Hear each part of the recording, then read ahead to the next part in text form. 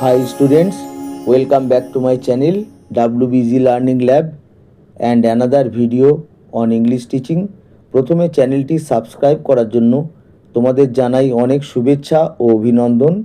এখন আমি ক্লাস 9-এর lesson 6 mild the mist upon the hill পোয়েমটির প্রতিটি শব্দের বাংলা অর্থ বলে পুরো পোয়েমটি বাংলা এক্সপ্লেইন করব। আমি ক্লাস 9-এর প্রথম দিকের সবকটি লেসন প্রতিটি শব্দ ধরে বাংলা অনুবাদ করে দিয়েছি এবং এক্সারসাইজেস সলভ করে ভিডিও আপলোড করে দিয়েছি। তোমরা এই ভিডিওটির ওপর আই বাটন ক্লিক করে অথবা এই ভিডিওর ডেসক্রিপশান বক্সে ভিডিওগুলো সহজেই পেয়ে যাবে। চ্যানেলে নতুন হলে চ্যানেলটি সাবস্ক্রাইব করে নিও, এতে অন্যান্য ভিডিওগুলোর নোটিফিকেশান পেতে সুবিধা হবে। তাহলে আমি শুরু করছি। তোমাদের কিন্তু মনোযোগ দিয়ে পুরো ভিডিওটা দেখতে হবে। Lesson 6 mild the mist upon the hill, এইটি কবিতার টাইটেল। এখানে দেখো কবিতার প্রথম লাইন আর কবিতার যে টাইটেল সেটা কিন্তু এক। মাইল্ড কথাটির অর্থ হালকা, দ্য মিস্ট, মিস্ট কথাটির অর্থ, মিস্ট শব্দটির অর্থ কুয়াশা, আপন মানে উপরে, আর দ্য হিল, হিল মানে পাহাড়, পাহাড়ের উপরে হালকা কুয়াশা। এটি কবিতার শিরোনামের বাংলা অনুবাদ। কবি Emily Jane Bronte. The poet and the text, কবি এবং কবিতা সম্পর্কে Emily Jane Bronte 1818। Emily Jane Bronte 1818 সালে জন্মগ্রহণ করেছিলেন। 1848 1848 সালে পরলোক গমন করেছিলেন, অর্থাৎ তিনি মাত্র 30 বছর বেঁচে ছিলেন। ওয়াস অ্যান ইংলিশ পোয়েট, তিনি ছিলেন একজন ইংরেজ কবি অ্যান্ড নোভেলিস্ট এবং ঔপন্যাসিক। বেস্ট রিমেম্বার্ড, তাকে সবথেকে বেশি স্মরণ করা হয় ফর হার অনলি নোবেল, তার একমাত্র উপন্যাস, সেই জন্য উপন্যাসটির নাম উদারিং হাইটস। এই উদারিং হাইটসের জন্য তাকে সবথেকে বেশি স্মরণ করা হয়। লং কনসিডার্ড, দীর্ঘদিন ধরে বিবেচনা করা হয়, এমনকি এখনও এ ক্লাসিক মানে সর্বোত্তম বা সবথেকে ভালো অফ ইংলিশ লিটারেচার, ইংলিশ সাহিত্যের সবথেকে ভালো উপন্যাস হিসেবে বিবেচনা করা হয়। এবার কবিতার সম্পর্কে। ইন দিস পোয়েম, দিস মানে এই কবিতায়, দ্য ব্লু মিস্ট, নীল কুয়াশা, দ্যাট সারাউন্ডস, যা মানে নীল কুয়াশা যা ঘিরে রাখে, দ্য ডিস্ট্যান্ট দূরবর্তী মাউন্টেন্স, পর্বত শ্রেণীগুলোকে, রিমাইন্ডস মনে করিয়ে দেয়, দ্য পোয়েট কবিকে, অফ দ্য হ্যাপি ডেস আনন্দের দিনের কথা, অফ ইউথ তার কিশোরী জীবনের আনন্দের দিনগুলির কথা মনে করিয়ে দেয় নীল কুয়াশা যা পর্বত শ্রেণীকে ঘিরে রেখেছে, অ্যান্ড চাইল্ডহুড এবং শৈশব দিনের কথা, দ্যাট সি হ্যাজ লেফট যে দিনগুলো তিনি ফেলে এসেছেন, বিহাইন্ড পিছনে ফেলে এসেছেন, অ্যাজ সি ডেসক্রাইবস যখন তিনি বর্ণনা দেন, দ্য ল্যান্ডস্কেপ প্রাকৃতিক দৃশ্যের, সি শিফটস তিনি চলে আসেন, ফ্রম দ্য প্রেজেন্ট মুমেন্ট বর্তমান মুহূর্ত থেকে, টু দ্য পাস্ট অর্থাৎ বর্তমানের থেকে তিনি অতীতে চলে যান, and then to the present again এবং তখন এবং তারপর আবার তিনি বর্তমানে ফিরে আসেন। এবার কবিতাটি পড়ছি। মাইল্ড দ্য মিস্ট, হালকা দ্য মিস্ট কুয়াশা, আপন দ্য হিল, আপন মানে উপরে, দ্য হিল পাহাড়ের উপরে, মাইল্ড দ্য মিস্ট, মাইল্ড মানে হালকা, হালকা কুয়াশা, টেলিং মানে বলে, নট মানে না, বলে না, অফ স্টর্মস অর্থাৎ ঝড়ের সম্পর্কে বলে না, টুমরো আগামীকাল, আগামীকাল যে ঝড় হবে তার কথা বলে না, পাহাড়ের উপরে হালকা কুয়াশা অর্থাৎ ঝড়ের, আগামীকাল ঝড় যে হবে তার পূর্বাভাস দেয় না।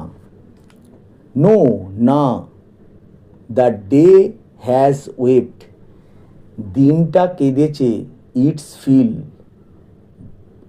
ইটস মানে তার, ফিল প্রাণ ভরে, ভর্তি করে, দিনটা কেঁদেছে। স্পেন্ট খরচ করেছে, ইটস স্টোর এর ভাণ্ডার, অফ সাইলেন্ট সরো নীরব দুঃখের যে ভাণ্ডার সেটা খরচ করে ফেলেছে। এখানে দেখো দ্য ডে, দিনকে পার্সোনিফাই করা হয়েছে, ব্যক্তি রূপ দেওয়া হয়েছে। কবি বলেছেন দিনটি কেঁদেছে। তো এখানে ওই দিনটিতে কিন্তু অ্যাকচুয়ালি অবিশ্রান্ত বৃষ্টি হয়েছে এবং কবির মনে হয়েছে যেন দিনটি কেঁদেছে, এরকম কবির মনে হয়েছে। মানুষ যেমন খুব দুঃখ হলে প্রচণ্ড কান্নাকাটি করে স্বস্তি পায়, কবির মনে হয়েছে তেমনিভাবে দিনটি যেন অবিশ্রান্ত বৃষ্টি ধারার মাধ্যমে সমস্ত নীরব দুঃখকে ব্যয় করেছে বা কাটিয়ে দিয়েছে।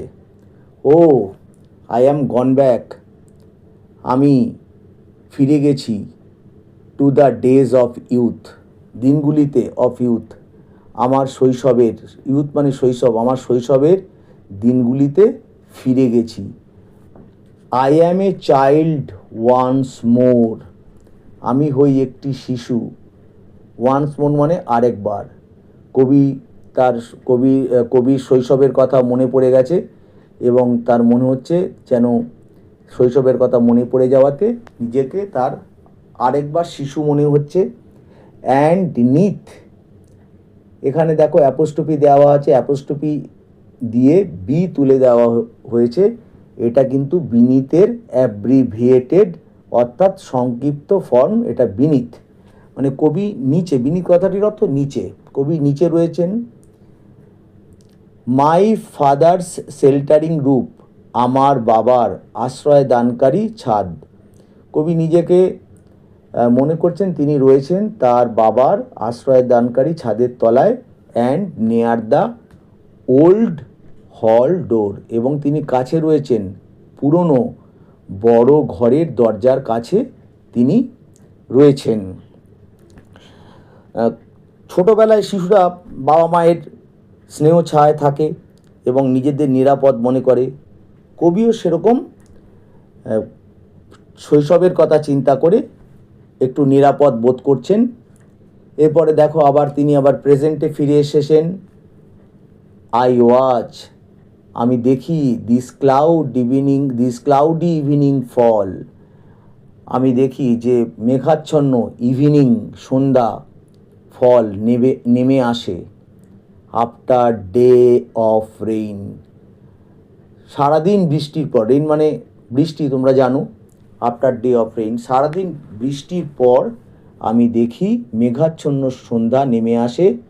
ব্লু মিস্টস, নীল কুয়াশা, সুইট মিস্টস, মিষ্টি কুয়াশা, অফ সামার পল, গ্রীষ্মের ঘন মেঘ। আবার পল মানে আচ্ছাদন বা পর্দাও হয়, তাই গ্রীষ্মের ঘন মেঘের নীল কুয়াশা, মিষ্টি কুয়াশার আচ্ছাদন, মিষ্টি কুয়াশা আচ্ছাদিত করে রেখেছে the Horizons mountain chain. Harijan কথাটির অর্থ দিগন্ত, যেখানে আকাশ আর পৃথিবী যেন মিশছে মনে হয়, সেই স্থানটিকে দিগন্ত বলে। এখানে অনেক দূর অর্থে ব্যবহার করা হয়েছে। এখানে কবি দেখতে পাচ্ছেন যে মিষ্টি কুয়াশা, নীল কুয়াশা, গ্রীষ্মের ঘন মেঘের আচ্ছাদন, দূরের পাহাড়ের যে পর্বতমালা তাকে আচ্ছাদিত করে রেখেছে। দ্য ড্যাম্প স্ট্যান্ডস, ভিজে ভাব লেগে রয়েছে। ইন দ্য লং গ্রিন গ্রাস, লম্বা সবুজ ঘাসে ভিজে ভাব লেগে রয়েছে বা জমে রয়েছে। অ্যাজ থিক, এতটাই ঘন। অ্যাজ মর্নিংস টিয়ার্স, সকালের চোখের জলের মতো। তাহলে এখানে কবি দেখো, এখানে আবার সকালকে পার্সোনিফাই করেছেন, ব্যক্তিরূপ দিয়েছেন। সকালবেলা শিশির দেখা যায়, শিশিরকে কবি সকালের চোখের জলের সঙ্গে তুলনা করেছেন। অ্যান্ড ড্রিমি সেন্ট, এবং স্বপ্নের মতো সেন্টস, গন্ধ, অফ ফ্র্যাগ্রেন্স, মিষ্টি গন্ধের, স্বপ্নের মতো গন্ধ, পাস, ভেসে যায়, দ্যাট ব্রিথ, যেটা, ব্রিথ কথাটার অর্থ শ্বাস গ্রহণ করা ও ত্যাগ করা, এখানে কিন্তু স্মরণ করিয়ে দেওয়া। তাহলে মিষ্টি গন্ধের, স্বপ্নের মতো গন্ধ ভেসে যায় আর স্মরণ করিয়ে দেয় অফ আদার ইয়ার্স, অন্যান্য বছরগুলির কথা, অর্থাৎ পুরনো বছরগুলির কথা মনে করিয়ে দেয়। আশা করি বুঝতে পেরেছো, কারণ আমি প্রতিটি শব্দ ও লাইন ধরে ধরে বুঝিয়েছি। তাও যদি কোনো অসুবিধা হয় কমেন্ট বক্সে জানাবে, আমি তোমাদের প্রবলেম সলভ করে দেব। ভিডিওটা ভালো লাগলে মনে করে ভিডিওতে লাইক দিও, কারণ তোমাদের লাইকগুলো আমাকে মোটিভেট করে। চ্যানেলে নতুন হলে চ্যানেলটি সাবস্ক্রাইব করে নিও এবং চ্যানেলটিকে বন্ধুদের মধ্যে শেয়ার করে দিও। Lots of thanks to you for watching the video. Goodbye, ভালো থেকো।